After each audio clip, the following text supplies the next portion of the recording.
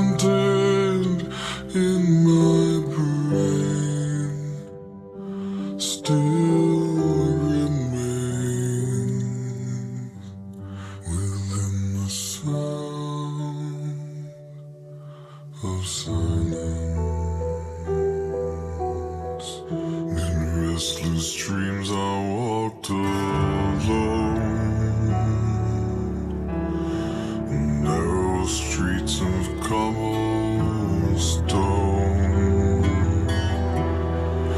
Neath the halo of a street lamp, I turned my collar to the cold and damp.